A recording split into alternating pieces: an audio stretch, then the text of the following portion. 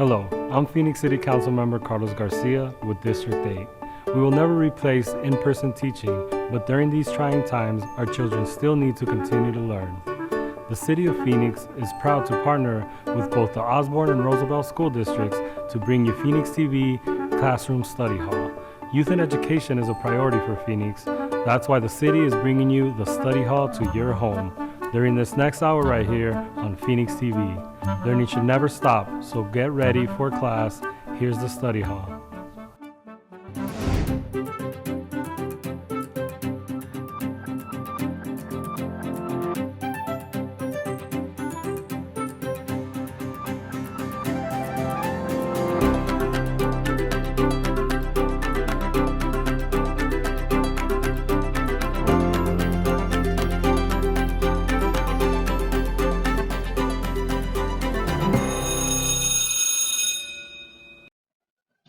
Hi, good morning, friends. My name is Miss Aguirre, or Maestra Aguirre, and I am a teacher at Encanto School in the Osborn School District. I'm excited to be with you here today to do a special read aloud. The read aloud that we're going to read today is called We Shall Overcome, the Story of a Song. I'm excited to read this book to you today, and I picked it because I wanted to talk to you about some big ideas and some historical things that are happening right now in our lives. So before we get started, I wanted to share a little bit about me, and I hope to hear a little bit about you too. So something special about me is that my family is from Mexico, but also my family is from Russia. So I have two different cultures that came together and make me who I am. I speak Spanish and I love to dance. Tell me about yourself. Tell me about your family and something that makes you special.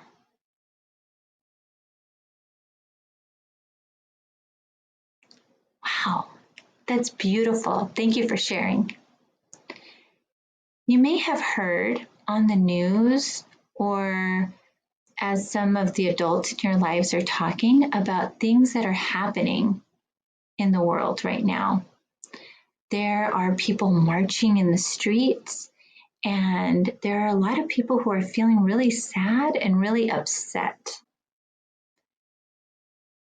A big reason why people are feeling upset right now, aside from the coronavirus pandemic, is that Black people are not being treated fairly. And there are problems that keep coming up over and over again. And people are getting really, really sad and really frustrated. And they're coming together to say that this needs to stop. Have you heard about some of these things? Yeah, I'm sure you have. It's everywhere we turn, but we might be confused. We might be scared. We might feel angry too. And that's all normal. Today, the book that we're going to read about is going to share some of these big ideas and how specifically it has affected the Black community throughout history. But it's also affected lots of other communities as well, like women, like other people of color, Latinos, Asian, Native American, who have not been treated fairly and have had to fight back so that they can have the opportunity to be treated the same way that other groups get treated. Before we get started in this book, though, we're going to talk about some words that have big ideas. So the title of this story has the word overcome. Do you know what that means? Overcome? I see two smaller words in this big word. I see over and I see come. Overcome means to win. You were facing an obstacle, a problem, something really challenging, and you were able to beat that problem and win. So we're going to put this word up here so that if we forget and we get confused, we can look back and remember what overcome means. Another word that we're going to be reading a lot in our book is the word race. This word has two meanings, and one meaning is a race, like I'm running in a race, but that's not the meaning that we're talking about today. The word race, in the sense that we're talking about today in this book, means, what do you think? It means your physical characteristics. And this can mean the color of your skin.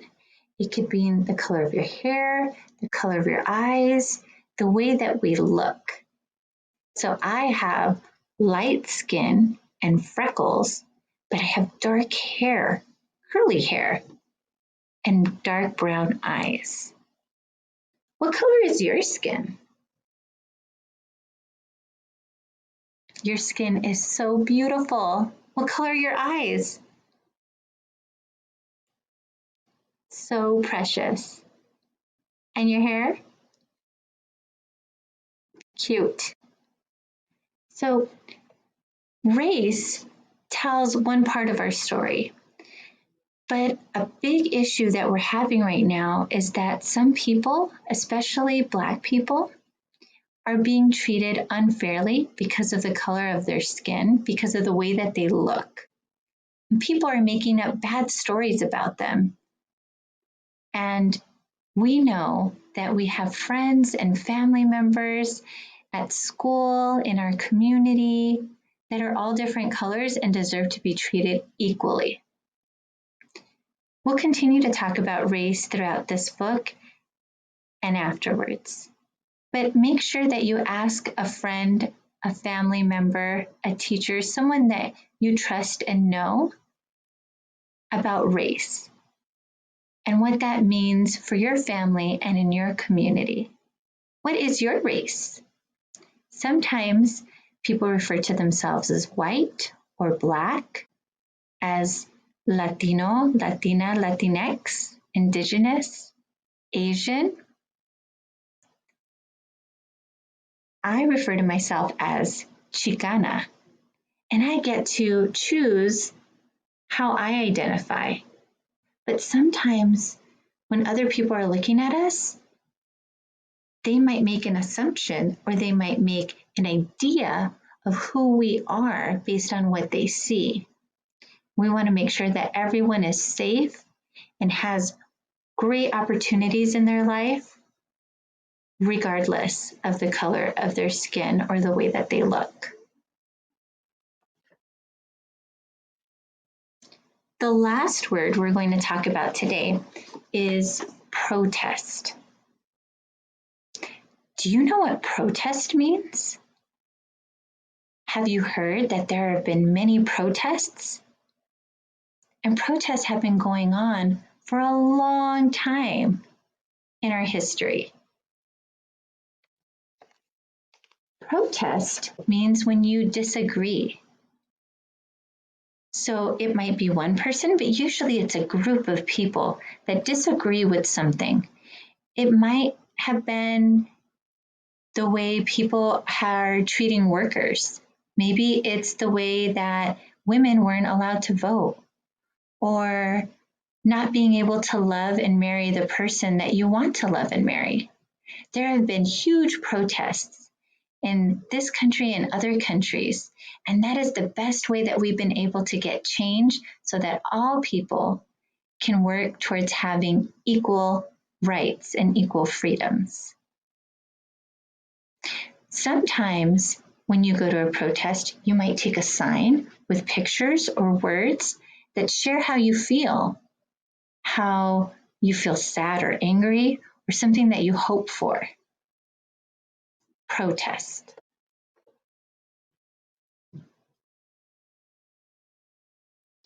we're going to come across those words in our book that we read today. We shall overcome. And this book, even though it has illustrations, is a nonfiction text. Do you remember what nonfiction means? If fiction, which means fantasy or fake, and then we have nonfiction. What could nonfiction mean? You're right. It means not fantasy or not fake. This is a book based on real events and real people. I know this as well because it has a nonfiction text feature. At the end of the book, it has a timeline. So this book was written by Debbie Levy, and she's the author of the book. She wrote the words. The illustrator then is the person that draws the pictures. That is Vanessa Brantley Newton. I'm so excited to read this book with you today. I hope you'll enjoy it just as much as I did.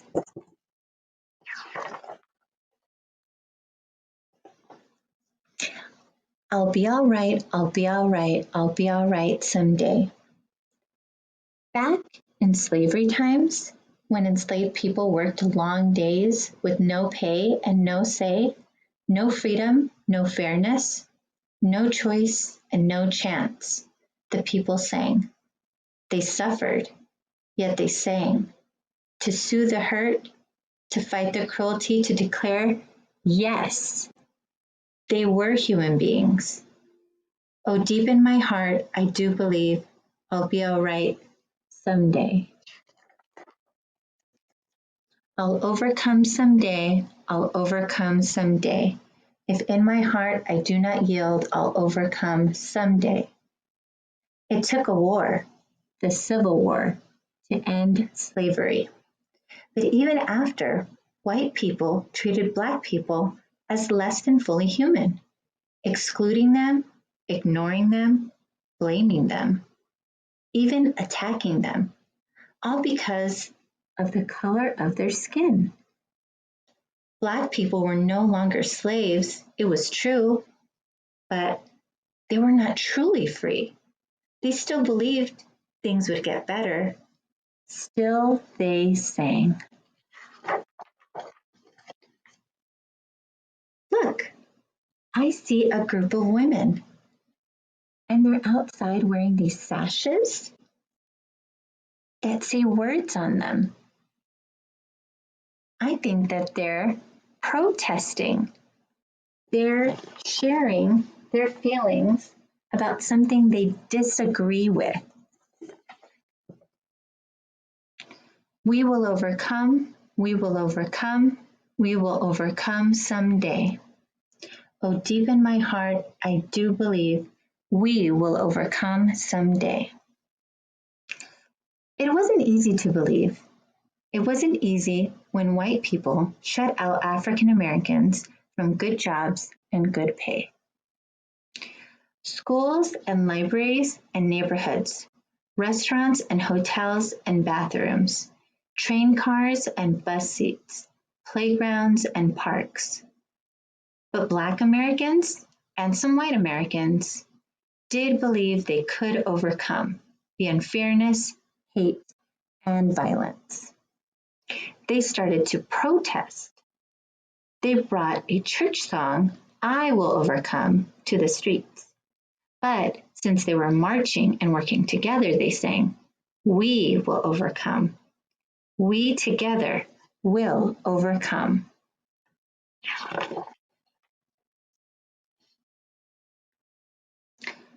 From the streets, the song reached the ears of city people, country people, followers, and leaders. It reached Dr. Martin Luther King Jr., the most important leader working for justice for African Americans. He took the song with him in his heart everywhere he traveled. The words changed a little, but the spirit stayed the same. And you may have heard this song, or you can look it up after this. It's a beautiful song, and it goes something like this. We shall overcome. We shall overcome. We shall overcome someday. Oh, deep in my heart, I do believe we shall overcome someday. There were many forms of race hatred and many ways to fight it. Some students fought by sitting down in restaurants and asking to be served. They didn't ask for free food. They didn't want special service. They just wanted to buy a meal, like any white person could. The students sat and sat, waiting for hamburgers, donuts, and sodas that never came. The students sat and waited until they were arrested. And as they were taken away to jail, they sang, "We are not afraid. We are not afraid. We are not afraid today." So on this page, we saw that word race. Remember, race means our physical appearance. So they were being treated differently because of the way they looked, because of the color of their skin. More and more people decided to stand up for African Americans. One small group, the Freedom Singers, traveled 50,000 miles in 9 months to living rooms, concert halls, elementary schools, jails, high schools, and rallies, bringing "We Shall Overcome" to people in 40 states, inspiring them to believe that change was coming. We are not alone. We are not alone. We are not alone today.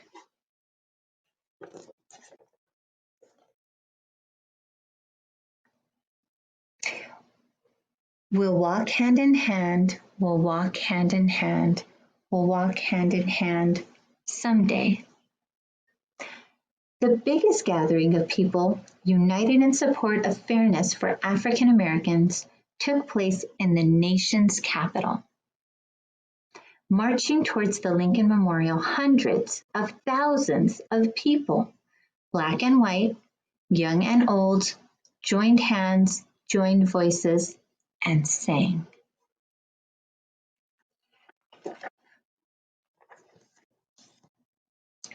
Slowly, slowly, things were changing.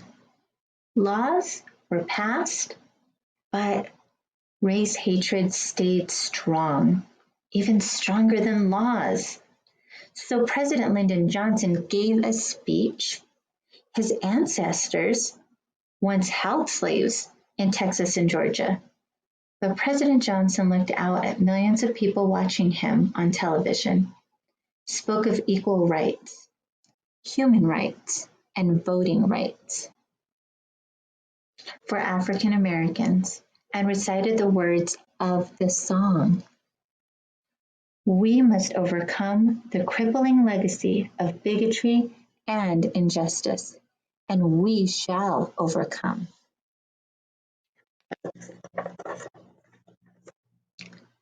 How could such a song stay in one country? It could not. We Shall Overcome sailed across the oceans to other countries where people faced injustice. It traveled to South Africa, where Black Africans embraced it as their own freedom song in their long struggle against an all-white government that treated them as outcasts in their own land. Black and white together, black and white together, black and white together, someday.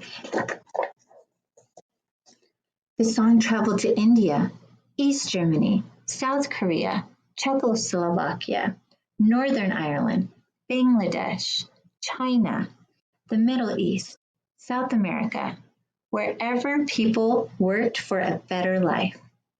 We will live in peace. We will live in peace. We will live in peace someday. Even as it spread across the globe, the song never really left its American home.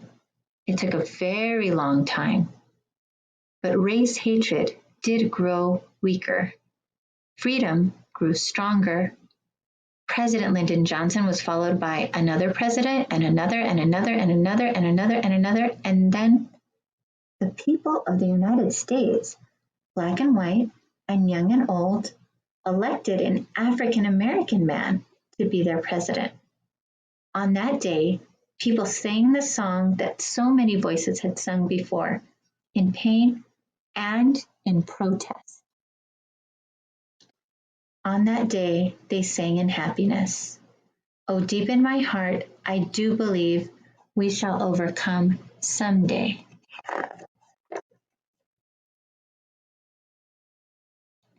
Today, people still struggle against hatred and for freedom, against poverty and for fairness, against despair and for hope. We still sing. We sing to declare that yes, we are all human beings deserving of respect, sharing the same planet, the same future together. And here's that timeline that I was talking about. So if you get a chance to check this out from your library or go online and find it, you can look into it a little bit more. Now, I know there are some really big ideas in this book. Think about a question that you have. A question that you have about race, about protests, maybe something that you were able to overcome. Touch your brain. What is a question that you have?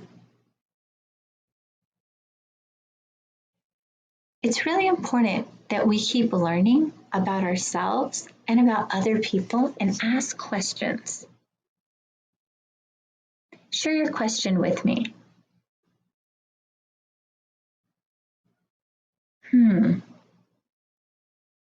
That was a really interesting question.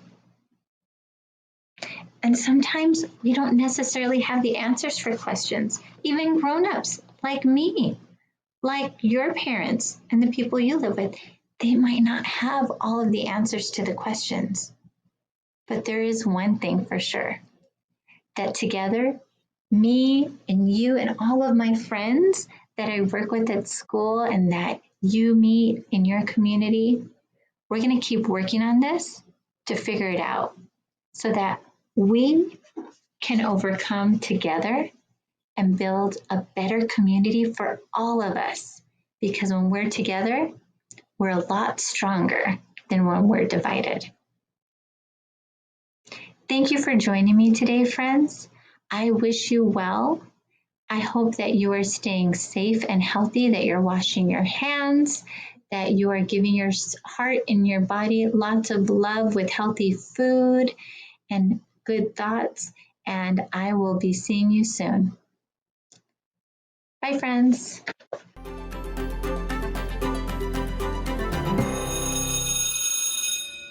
Hi, super friends! It's me, Mrs. Fletcher, second grade teacher in the Osborn School District at Solano Elementary School. Hooray! I'm super excited to be bringing you some science today. That's right, little science snippets. What's a snippet? A snippet is when you just cut a little bit. So we're going to have a science snippet, which means a little talk about some cool science things in the world around us. Right? Earth science. It's awesome. So I want to talk to you today about what it means to really engage as a scientist. What are some things that we want to do as scientists? We're going to cover that. We're going to see some things in our world around us. We're even going to get to do an experiment. Excellent. But first, we got to start the day with a science cheer. Woohoo! Now, I've been working on my science cheer because I love cheering and I love spelling and I love reading and doing cool things. So I want you to do it with me. Do you want to try? Awesome. Okay. We're going to spell the word science while I sign it. Okay? So we're going to spell S-C-I-E-N-C-E, science, science. And I'm going to do it with my hand. S-C-I-E-N-C-E, science, science. Oh, we seem so ready. Let's do this. Here we go. S-C-I-E-N-C-E, science, science. S-C-I-E-N-C-E, science, science. S-C-I-E-N-C-E, science, science. Woohoo! So fun, so fun. All right, I'm geared up for science. So let's talk about what is important as a scientist, really, and as a student in the world to do. Well, pay attention is super important, right? So is listening and making sure you notice things. And then also asking a lot of questions. Wow, that sounds like something I have ready for us. We're going to talk about noticing and observing. So let's look at that first. Scientists like to notice and observe. So do good students. So notice and observe means to pay attention. And we're going to try to do that with our 5 senses. So what are the 5 senses, you say? I have some handy dandy pictures for us. We have a giant eyeball. What? We need a giant eyeball? No, we need to be able to see. When I use my eyes to observe, I'm using my sense of sight. I see with my eyes to observe what's going on. How do I observe with my ear? Look at this ear is listening to some music. That's right. The ear can hear. And the way that your ear observes is by listening, by hearing things and listening to what that's going on. This is a beautiful picture of a nose sniffing a flower. What? Your nose can observe by, that's right, smelling. Your nose can smell by sniffing a flower. That's the sign for flower. Really helps me remember how my nose can observe.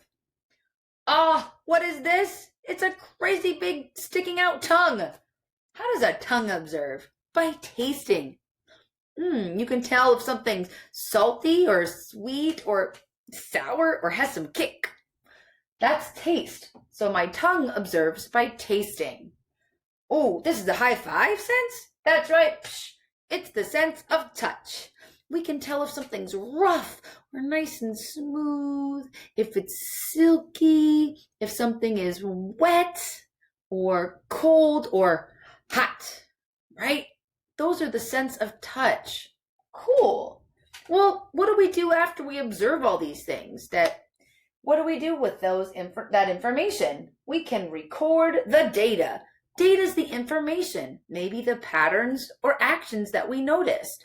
We can write it down. We could take a picture. We could even type it into our database. A database is where you keep the information on your computer. It's handy, and lots of people can access it if you're sharing with other scientists. What's one of the most important things? Well, wondering. So sometimes when you observe something going on, you use your senses, you say, wow, what caused that to happen? Wow, can I make that better? Can I solve a problem? Or you see something and it makes you ask more questions. Wondering, dreaming, asking questions, those are super important. So is listening. It's not just all about what you can give, it's what you can learn with other people. It's a community of being scientists together. So great. All right. So now that we know what we're going to be kind of doing today, we're going to learn and use our senses. I have a book for us, and I want you to make sure you have your observer eyes on, right? You don't have to have them that big the whole time. It's okay. But we're going to look at Pete the cat and see if we can observe what's causing Pete to feel a certain way. Cause and effect. Something causes something else to happen. So something is causing Pete to feel a certain way. Can You observe and tell me what happens and why it's happening? Let's find out. Pete the Cat, Pete at the Beach by James Dean. It is a hot day. Pete the Cat goes to the beach with his mom and his brother, Bob. Let's go in the water, says Bob. Maybe later, says Pete. Bob likes to surf. He rides the big waves. It looks like fun. I'm hot, says Pete. Go in the water, says Mom. Maybe later, says Pete. Pete makes a sandcastle. His mom helps him dig. Here comes a big wave, and there goes Pete. Oh no! Where did his sandcastle go? Got washed away, didn't it? Bob rides a big wave. Wow, says Pete. That looks like fun. Pete and his mom take a walk. They find seashells. They see a crab. Pete's feet get wet. His feet feel cool. The rest of him is hot. It is time for lunch. Pete eats a sandwich. He drinks a lemonade. The sun is very hot. Pete is very, very hot. Bob is wet and cool. Let's play ball, says Pete. No thanks, says Bob. I want to surf. Pete throws the ball. His mom catches it. Let's get our feet wet, says Mom. Well, okay, says Pete. The water is cool. It feels good. Pete goes in deeper. Bob waves to Pete. I want to show you how to surf, he yells. Pete does not say, maybe later. He says, let's do it. Lie on the board, says Bob. Pete lies on the board. Paddle, says Bob. Pete paddles out. He waits for a big wave. A big wave is coming! Stand up, says Bob. Pete stands up. Then Pete falls down. It was scary, but it did not hurt. Try again later, says Bob. Pete wants to try again now. Pete lies down again. He paddles out and waits. Here comes a wave. Pete stands up. This time he rides the wave. Good job, says Bob. Pete wants to surf all day. Bob does too. So they take turns. Pete and Bob rock and roll with the waves. What a great day! What do we learn? It's okay to be afraid, but it is more fun to surf. Awesome! All right, so Pete learned about taking turns and not being afraid, but what was causing him to feel hot? The sun, that's right, the sun was very hot.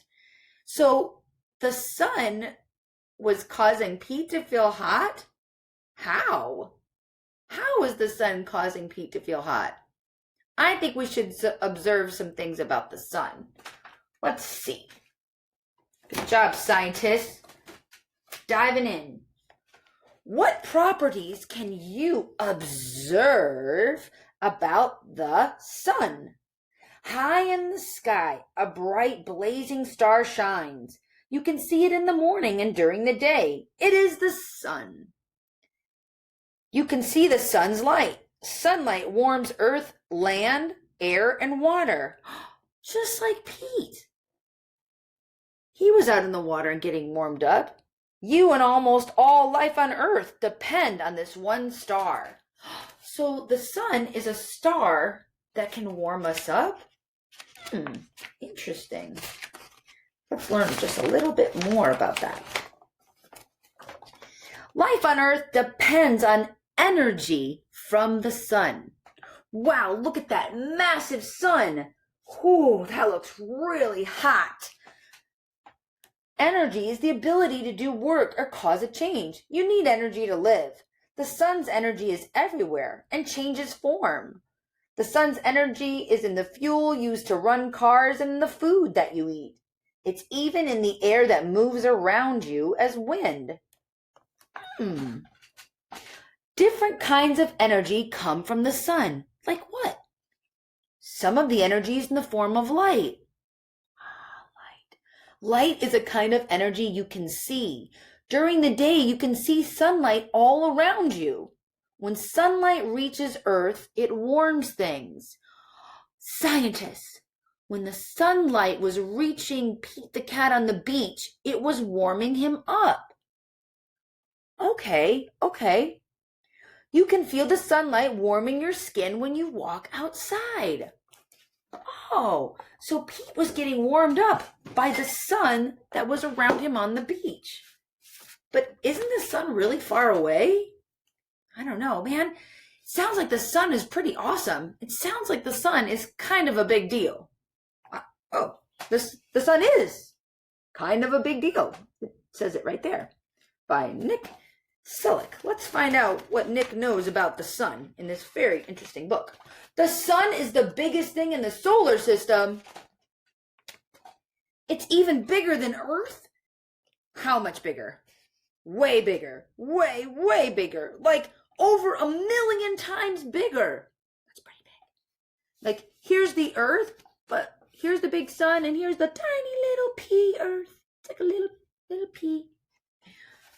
Wow.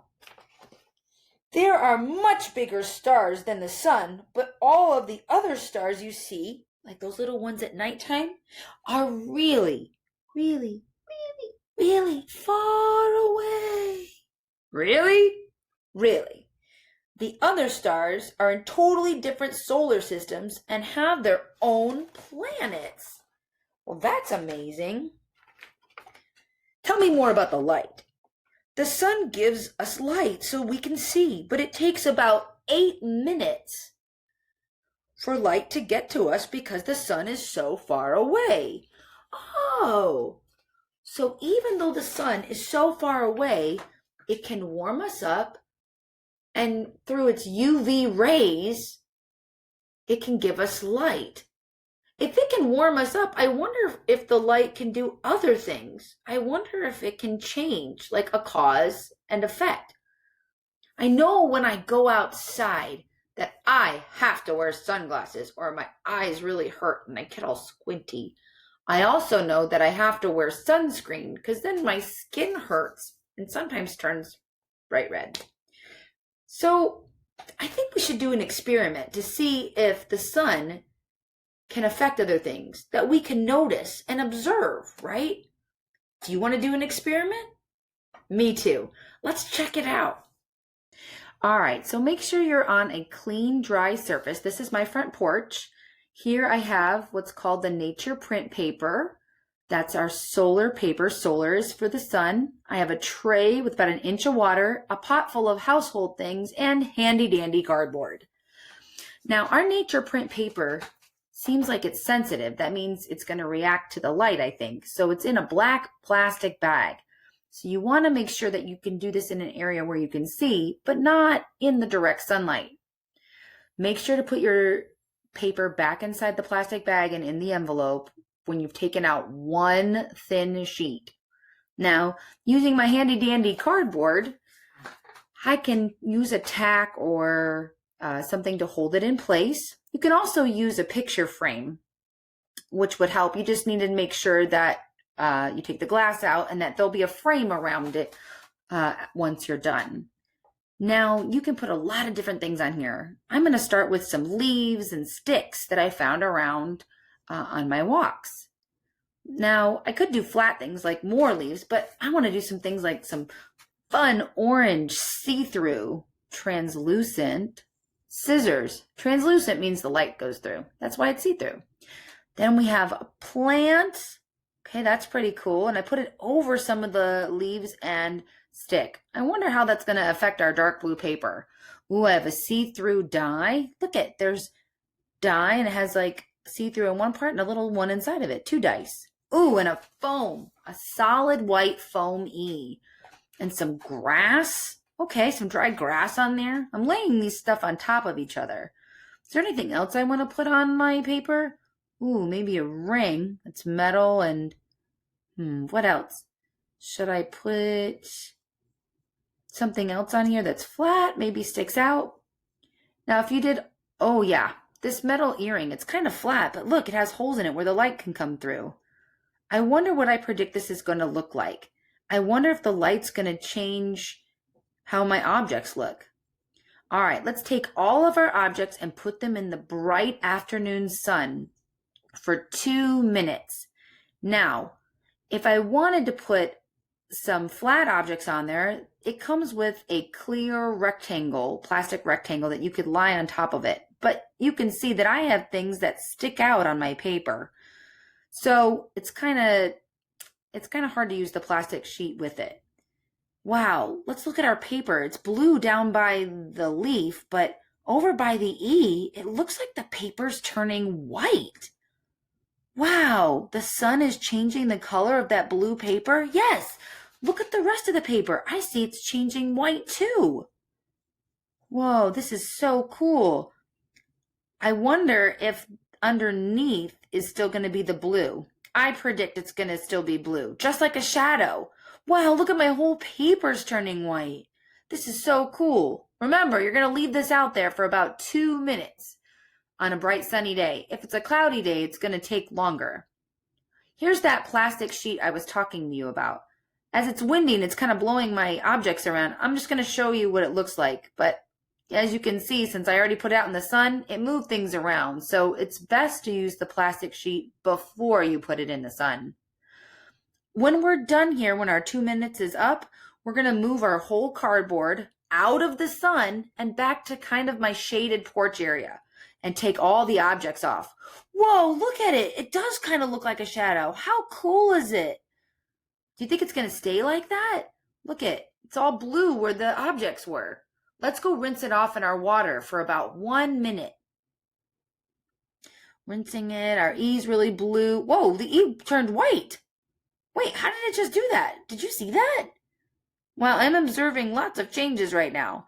Everything kind of looks white, but there's some dark blue around the scissors and around the E. I wonder if it's going to stay like that. After you rinse it off for about a minute, then you're going to go let it dry flat. I'm just using some cardboard that I have. Wow, the paper turned blue again, but it's white where the objects were. So cool. Let's go check out how it dried. What do you think? What? Wow, you guys, that was so cool with our experiment. Do you want to see how the paper turned out? Oh, me too. All right. So I'm still working on how to get it so it doesn't curl up, but check this out. Wow, this is awesome. Look at that. Whoa. Friends, do you notice this?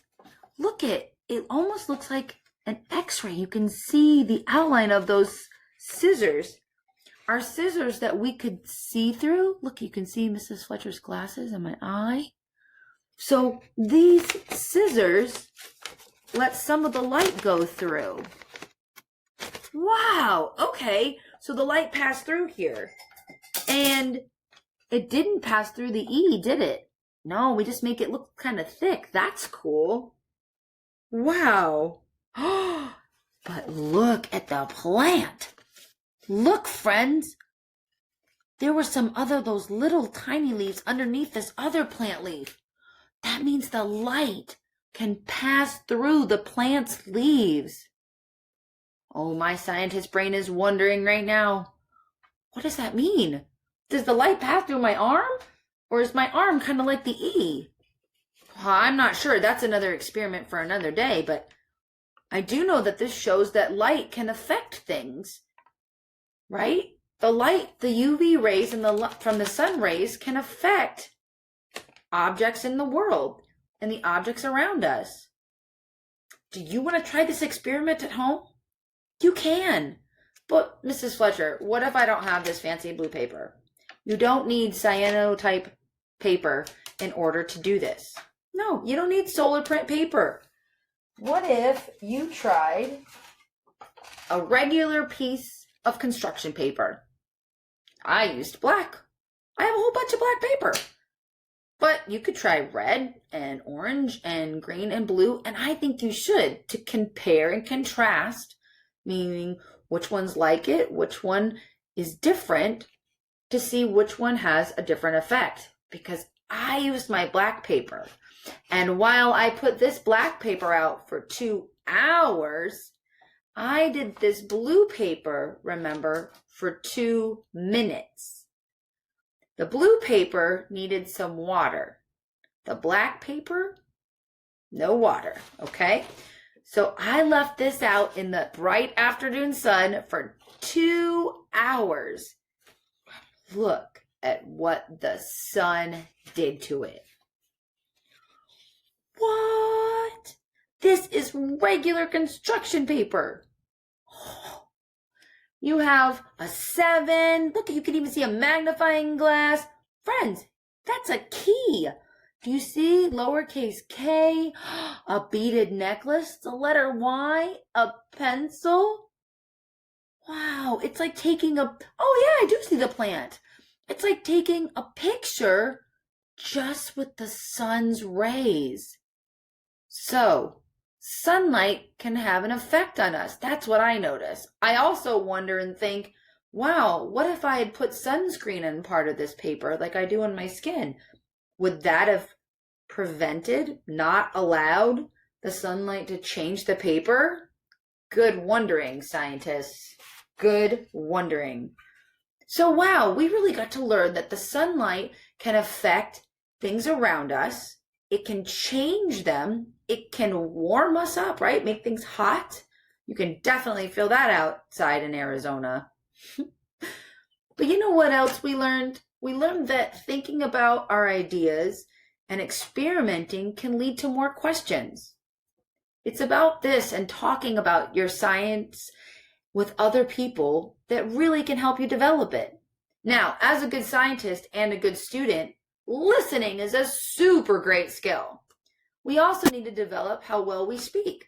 So, I have a little tongue twister that is about our sunny friend, the sun. It uses the letter S, that's in sign language, right here.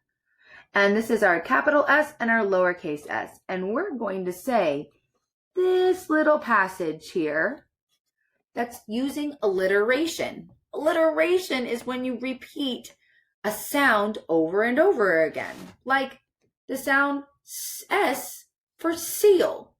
Are you ready? You can say this with me. Here we go. On a sunny, sunny day on the salty sea, Sally was sailing on a sailboat with me. She saw a silver seal. It was the first she'd met. So we sailed with the seal until we saw the sunset. Friends, did you observe all those S sounds? Should I do it again? Yes, I think so too. Okay. On a sunny, sunny day on the salty sea, Sally was sailing on a sailboat with me. She saw a silver seal. It was the first she'd met. So we sailed with the seal until we saw the sunset. So great, super scientist friends. That was fun. You got to observe with your ears, right? And your mouth got to play a little bit. That was awesome.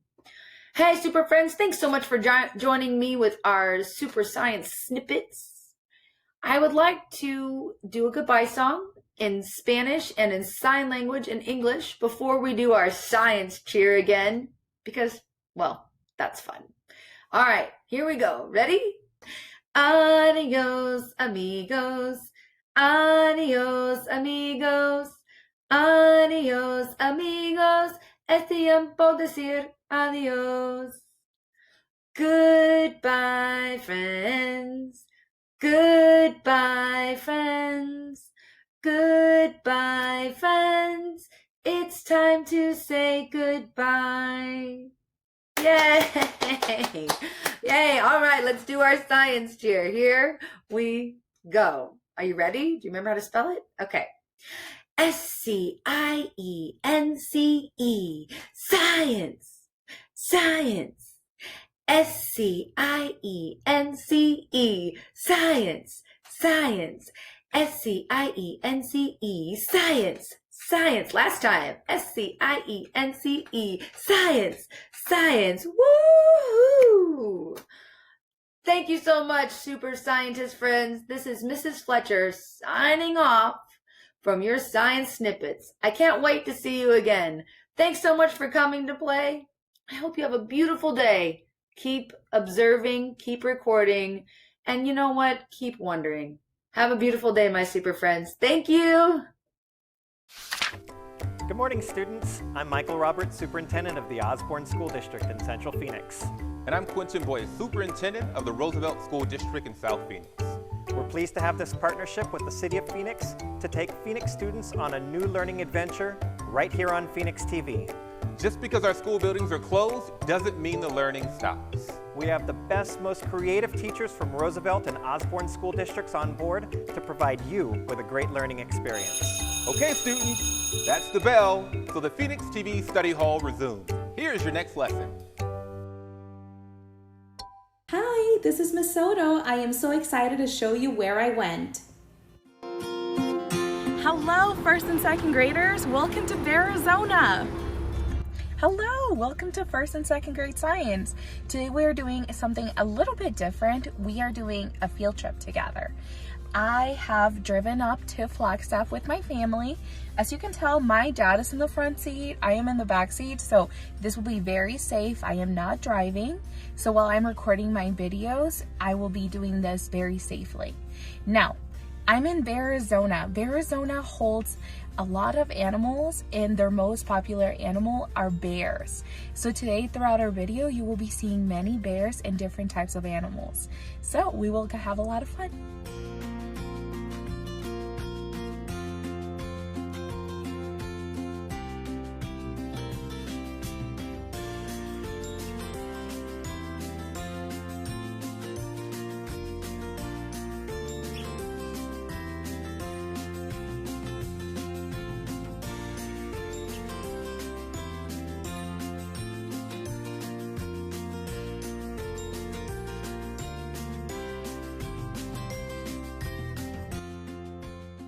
Rocky Mountain goats are the largest mammal in high altitude environments. Also, they have a double layer that sheds in the summer and also provides them warmth for the winter.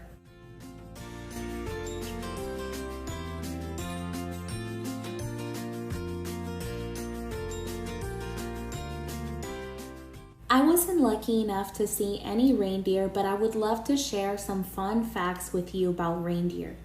Believe it or not, reindeer actually do have red noses, just like Rudolph. Well, sort of. Lots of tiny veins circulate warm blood around their nose, heating up the air they breathe in so they don't get cold. Clever! Fun fact number 2. In Frozen 2, the movie, the make-believe tribe you see in the Enchanted Forest are based on the Sami people, the famous reindeer hoarders of northern Norway. The Sami really do use the reindeer to pull sleighs through the snow, just like Sven does in the movie, and Santa does on Christmas Eve.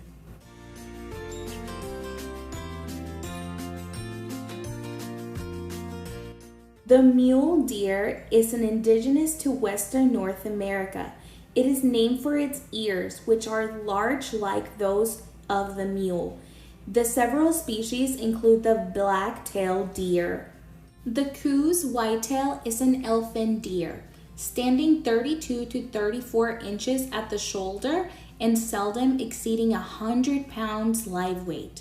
Coues sports ears and tails appearing out of proportion to their small bodies, which hides generally lighter in hue than any other deer species.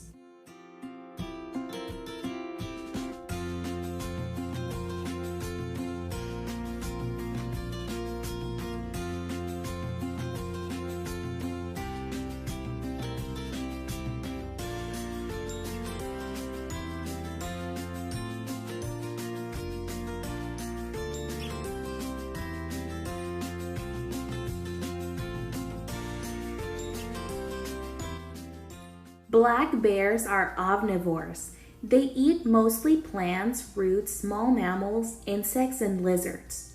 They can smell food from far away and will get into trash cans or campsites. Black bears are usually afraid of people. If they lose their fear of people, they sometimes attack. That's why you should never, ever feed a bear. I will now share some fun facts to you about black bears. Black bears sleep in caves during the winter. Mamas have babies in the caves. They wake up to take care of their babies. Black bears are good moms. They feed, dry, and protect their babies. If a predator comes, mama black bears scoot their babies up to a tree. Black bears can run up to 30 miles an hour. Black bears like to swim. Black bears aren't always black. They can be brown, red, or even white.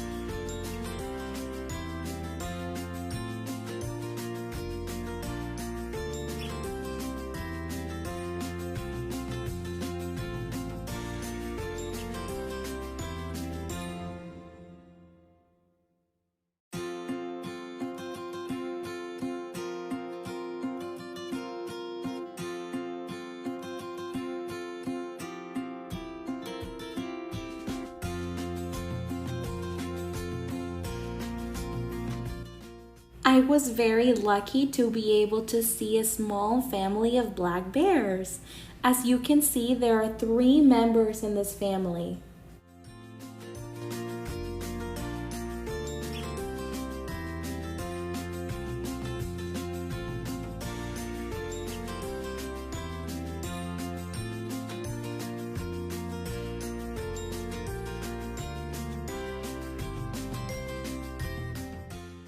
Wolves are the largest members of the dog family.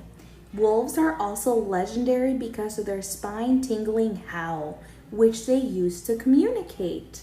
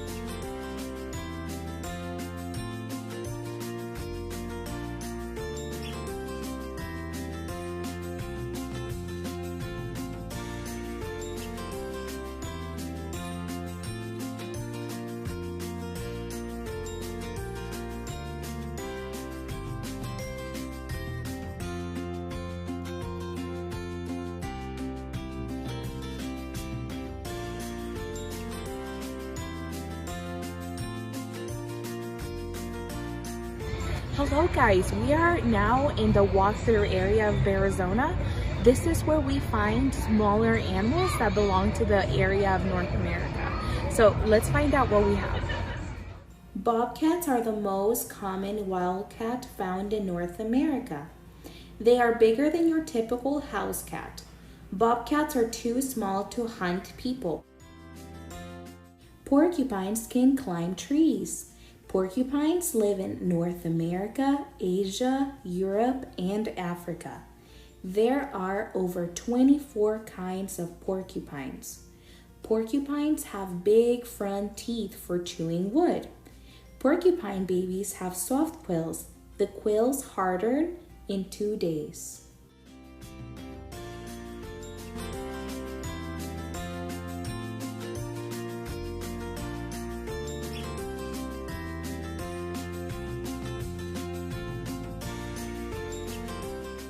As you could see, I was able to find one, but then I was able to find the other one. Beavers are slow on land, but using their web feet, they are very good swimmers. A beaver can stay underwater for up to 15 seconds.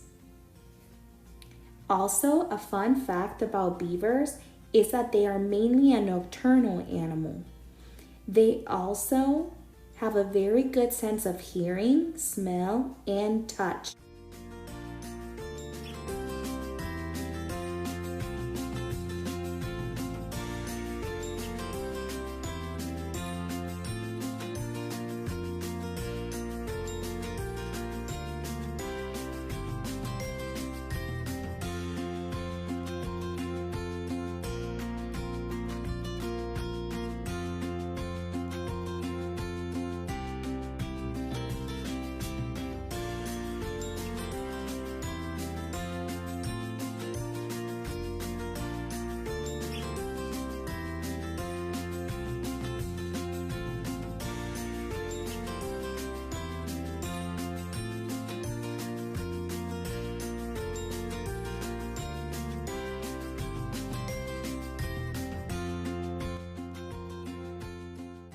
Raccoons are omnivores. This means that they are meat eaters, but also plant eaters.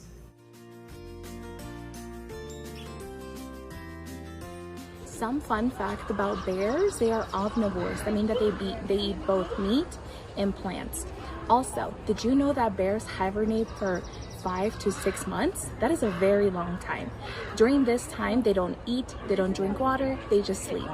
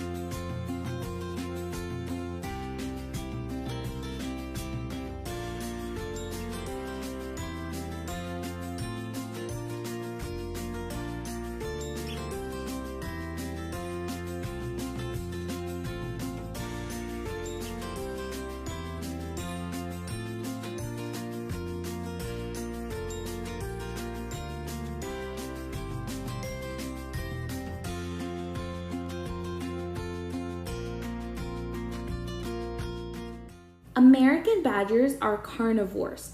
This means that they are meat eaters.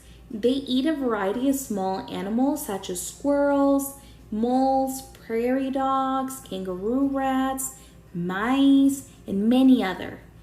Also, another fun fact about them is that at night is when they're mostly all awake. That is kind of an interesting fact because at night, humans are sleeping, and that is when they are mostly awake.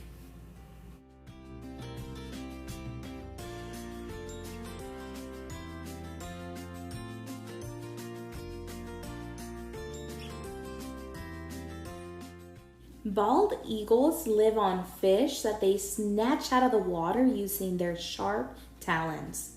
Also, bald eagles are typically seen soaring on flat wings, flying with strong, slow wing beats.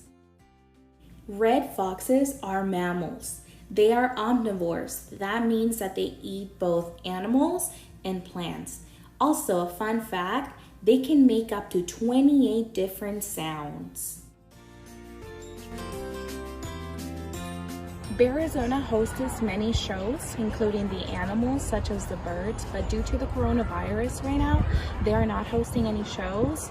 But I hope to be back soon once they are hosting shows. I feel like it would be a great opportunity. There you go. So I have here Jennifer. Jennifer will be answering some questions about Arizona for us today. So what can you tell us about Arizona? This is a 160-acre park. We've got mostly rescue animals here. 60% of our animals are rescues from all over the place. We focus on North American animals that you'll see on the continent of North America. Wow, this is my first time here and I absolutely love it.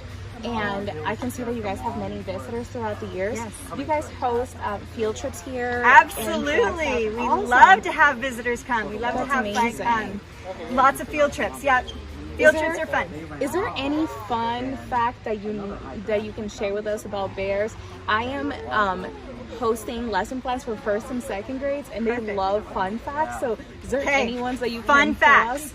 Bears, when they're first born, are about the size of a stick of butter.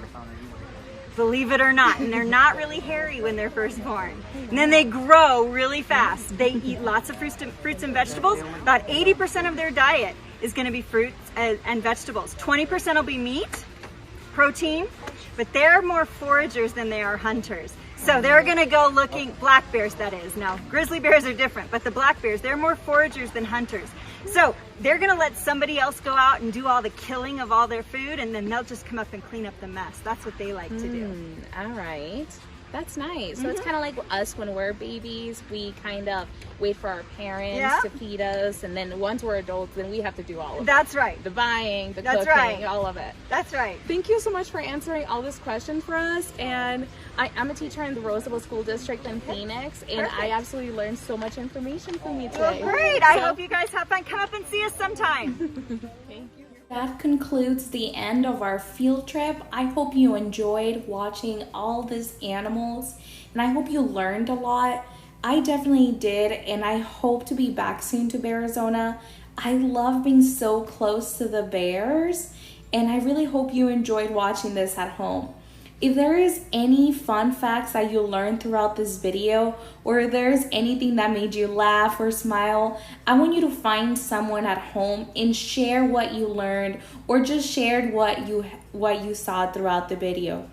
I know throughout the video there was a lot of funny parts that you found about the animals, so go ahead and share that with somebody. Bye-bye.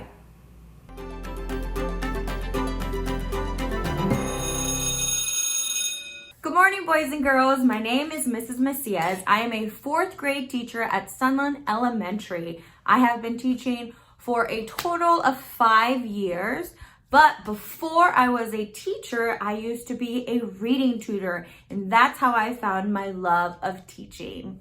Today, we're going to get started with a really fun science lesson where we get to use a few tools that are accessible to us at home. We're going to start off very simple. Today, all you're going to need are your beautiful eyes, your ears, and you're going to need a paper and a piece of writing utensil. Fancy way to say a pencil, a pen, a marker, a crayon, whatever you have accessible to you. I'm going to give you 1 minute to go get those materials, your eyes, your ears, a paper, and something to write with. I will see you in a minute.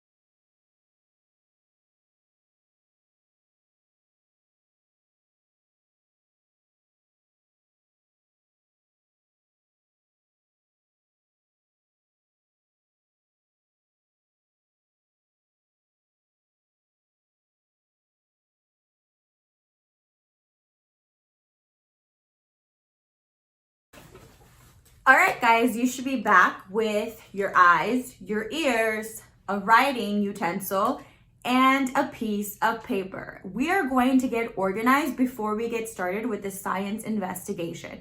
So I want us to, at the top of your page, write this focus question. What are owl pellets? And start triggering your mind and thinking, what are owl pellets? Put that question in your brain, and it helps if you write it down at the very top of your page. Up next, we're going to create a table to organize our thinking, our thoughts, and we're going to create a table with 3 columns. As you can see here, in the first column, we're going to write the letter O. In the second column, we're going to write the letter W. And in the third column, you guessed it, you're going to write a letter L.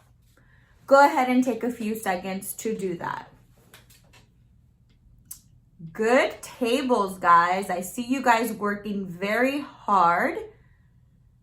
All right, now let's learn what O, W, and L mean. Can you guys guess what it spells? You're right, it spells owl.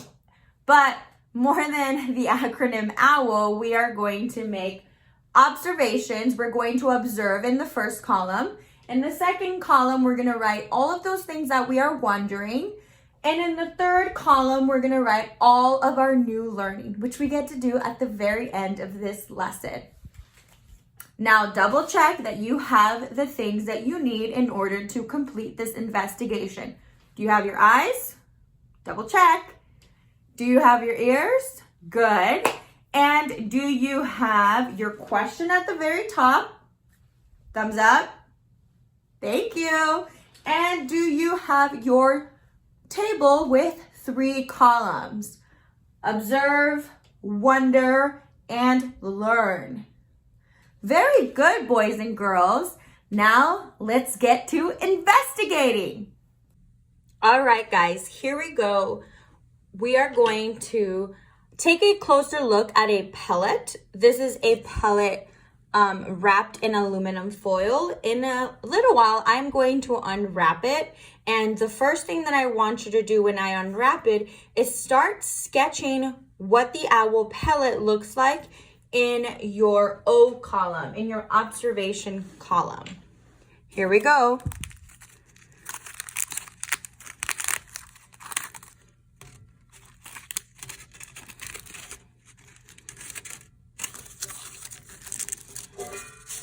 So this is what it looks like. Go ahead and take a few seconds to draw out your owl pellet. I'm going to give you 10 seconds.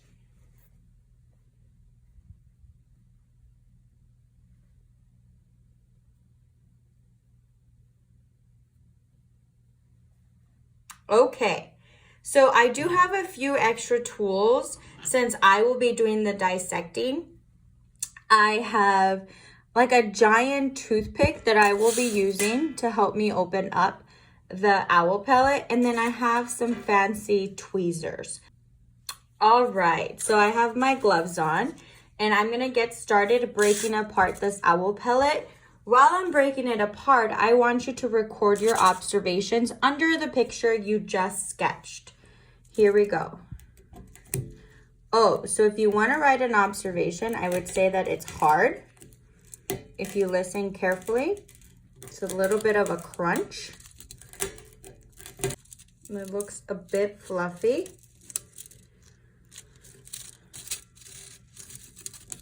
Oh, I see some white, some little pieces here, what looks like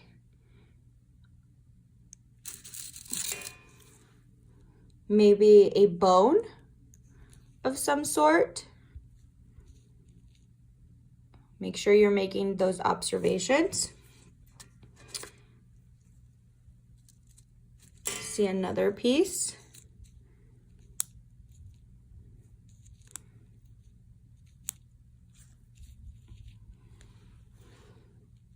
Very interesting.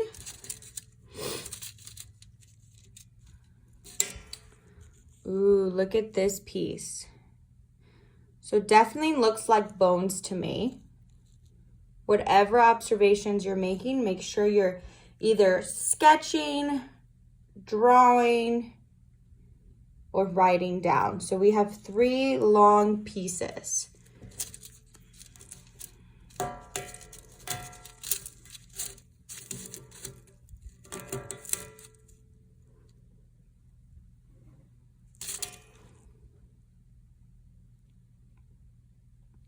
If we look closer, it looks like some connected bones. Something pretty sharp there.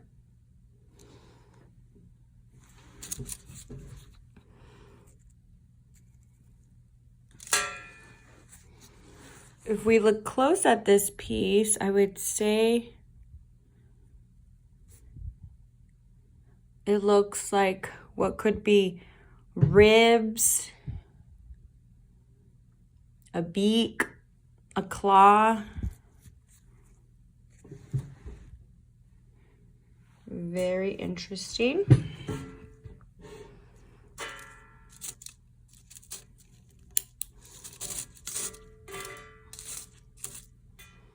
Looks like another hard piece, another long piece. We have a few of these, so I'm gonna group these together. They all look very similar, except this one has a full connection. I'm gonna put those in a group right there. And then I'm gonna also add this beak teeth. Let's continue.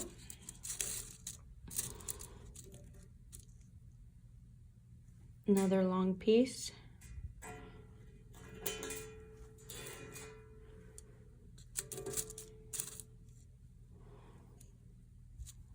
Another pointy piece.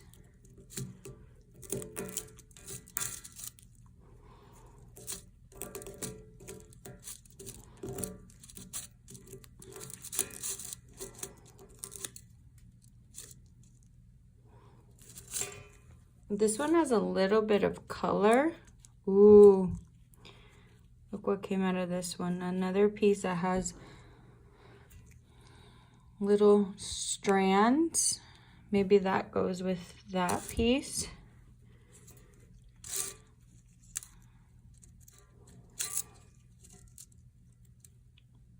What do you think owl pellets are? That is the question you have on the back of your mind. What do you guys think this is? This seems like a very big piece.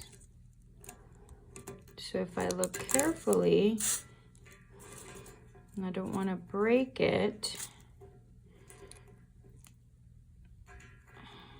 I'll show you a little bit closer. We have what looks like this orange part. Looks like could be teeth, maybe. Looks like a little nose. Make your final observations on what you think it looks like. This is what we found in it, all the hard pieces. And we have what's left over. It's kind of fluffy looking if you look carefully. It's our dark color. Falls apart easily. The outside shell's hard. The inside's fluffy. What do you think this fluffy stuff is? Take a few seconds to make your final thoughts in your observation column, and we will reconvene together. All right, guys, we are back together writing down our observations. I would love to have you in front of me so you could share. So shout out to the TV. What are the different observations you made? And I am going to record them under the sketch that I made earlier today. I did label it and wrote oval. Scientists always label the things that they are observing after they sketch them. So I did notice that it was an oval shape. It was pretty dark, almost dark brown, black shade.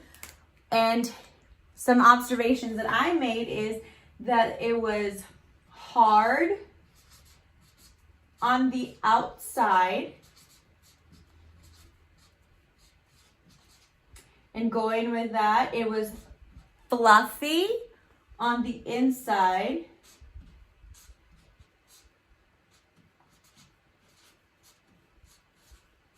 and these are just our notes, so they don't have to be complete sentences. These were quick observations that you were making as I was dissecting. We noticed bones, hard pieces. So bone pieces. There was long and skinny ones.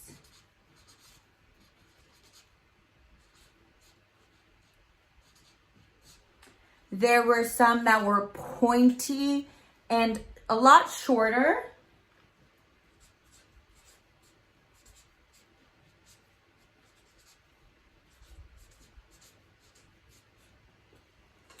We also made some observations that there was one big, large circular piece that was all connected.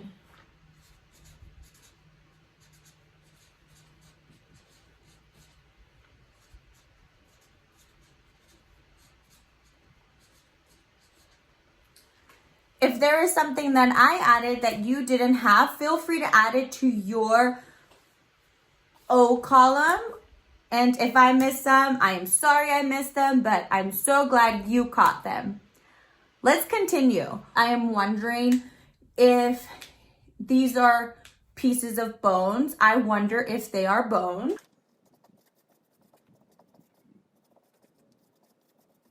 I also wondered if they belonged to one animal, perhaps.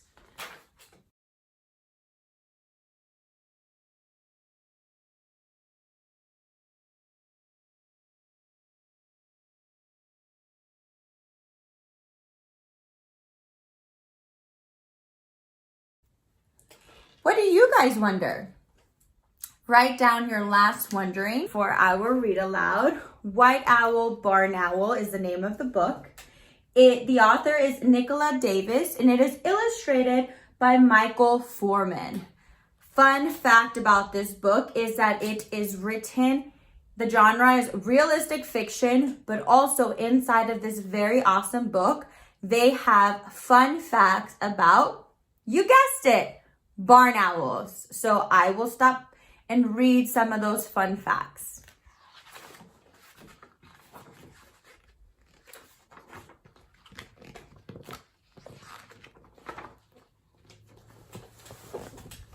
Here we go. One frosty winter day, I helped my grandpa make a big wooden box. What's it for, Grandpa? It's for the barn owls to nest in, he said. What barn owls? I asked, but Grandpa just smiled. Wait and see, he said. We carried the box across the tusky field. Here's a fun fact that I was talking to you about. This one says, barn owls like to nest in old farm buildings on hollow tree trunks where there aren't any. They will use a nest box instead, which is why Grandpa's building possibly a nest box. Grandpa put the box high in the old oak tree. How do you know there are barn owls here? I asked. I've seen one sitting on that branch at night, Grandpa said. Look, it's left something behind. Under the branch was a pile of little sausage-shaped blobs. They looked like dried poop, but Grandpa said they were pellets. Does that look similar to our sketch? Let's look. Wow, that looks pretty similar. Let's see what we can learn together. Barn owl pellet, real size. Looks pretty similar to the one we saw together. Ooh, does it look similar to our observations? I definitely think this large piece looks like something I saw. Did you make those observations? The owl spit them out, Grandpa said, to get rid of the fur and bones they can't eat. He pulled a pellet apart and showed me the tiny bones and skulls inside. Are we starting to answer some of your wonderings? Will the owl come to our box tonight? Maybe, said Grandpa. Maybe not. Owls are wild birds. You can't be sure what they'll do. The fun facts. Owls swallow their prey whole. That's why they need to spit out the bones and fur.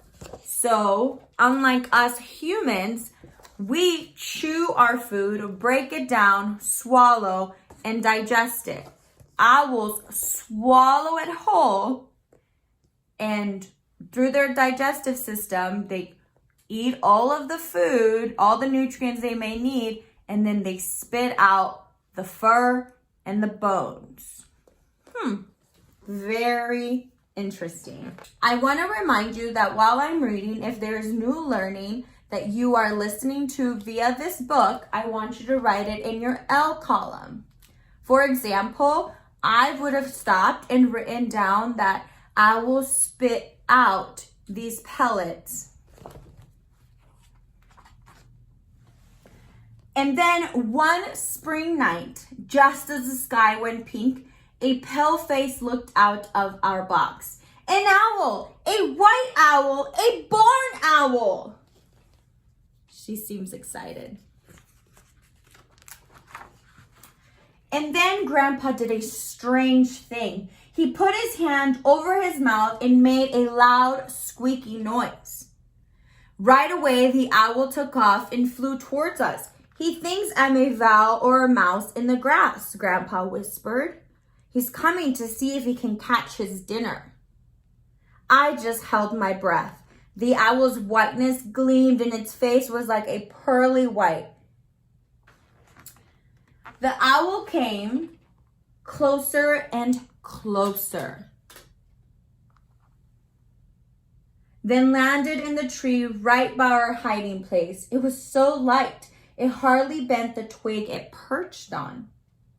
I could see the tiny ruff of feathers around its face, like stiff lace. I could see the speckled browns on its back. I could see the shine of its big, dark eyes. I could have reached out to touch its velvety softness. And then it raised its wings. Like an angel, it took off. It was so quiet. All I heard was my own heart beating. Owls' wing feathers are especially soft, so owls can move through the air silently and fly up to their prey without being heard. The owl flew back and forth over the field. Then another owl came to join it. That's its mate, Grandpa whispered. One owl dropped on the ground and came up again. Look, look, Grandpa, it's got something, I said.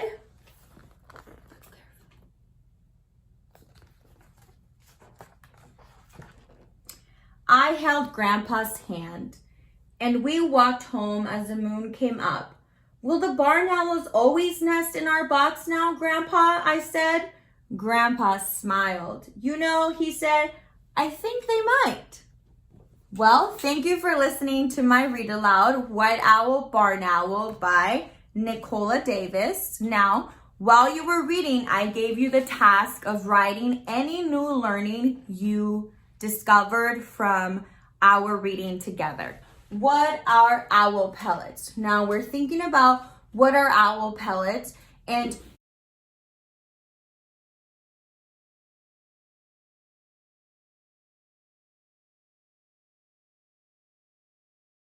that's funny. We think owl pellets are like their leftovers. Okay. They're the scraps. Oh, they spit them out. They spit out what they can't digest, like the fur and the, oh yeah, the bones.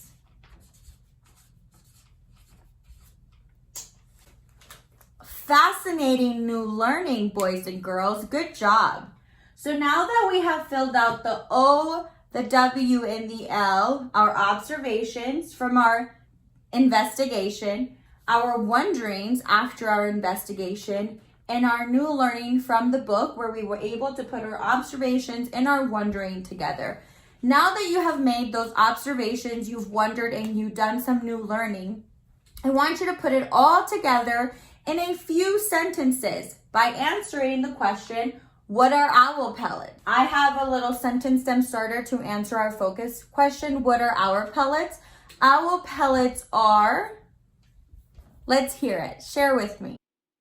Owl pellets are the pieces of an owl that an owl does not eat. The fur and the bones cannot be digested by the owl. Therefore, the pellet is spit out through the owl's mouth. Maybe your answer looks something like this. Thank you for learning with me today. I had a lot of fun with you all. I hope you enjoyed and got to see some really cool things come out of the pellet. And I hope I opened your mind to the possibilities that can be a scientist. Tuning in to see me next week again to talk about different things that scientists do in regards to our environment. Thank you for joining me. See you next time, boys and girls.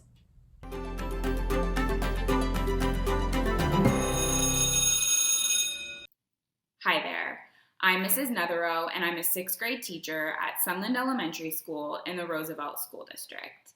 During our time together today, we're going to be working through a science lesson. More specifically, we're going to be working through the engineering design process. So to get us started today, I'm going to show you 5 different pictures. When we look at these 5 pictures, I want you to make observations. That's going to look and sound like, I see, I notice, and I observe. But it's not just observations that I want you making. I also want you to take a look at all 5 of these pictures. And along the way, I want you thinking of how all of these pictures are the same. How are they similar? And I want you thinking about how these pictures are different. By making observations, thinking through similarities, and also thinking through these pictures' differences, we are going to set ourselves up for success as we work our way through the engineering design process. So let's get started. As I just mentioned, we're going to take a look at 5 different photos. As we look at those photos, we're going to make observations. That's going to sound like I see, I notice, or I observe. I also want you thinking about how these 5 pictures are the same and how they're also different. As we look at this first picture, I see a group of butterflies. I observe the butterflies are orange, and I notice they're flying through the air. Moving on to the second picture. What do you see? What do you notice? What do you observe? You might say, I see the blue sky. I observe a kite. I notice the kite is flying through the sky. I also want you to think about how those butterflies and this kite are the same and how they're different. So for example, in the first photo, we saw a number of butterflies, whereas in this photo, we just see one kite. Another difference I notice is that the butterflies come from nature, whereas a kite is man-made. How are those 2 pictures the same? Let's see if we notice any patterns of similarities and differences as we move along through the remaining 3 pictures. First of all, what do you see? What do you notice, or what do you observe in this picture of an eagle? I observe mountains in the background. I see the eagle has its wings spread wide. And I notice that maybe toward the bottom of the picture, there is some water. How are the first 3 pictures the same? or different? A similarity I'm noticing is that the picture of the butterflies, the picture of the kite, and this picture of an eagle, they were all taken outdoors. How are the pictures different?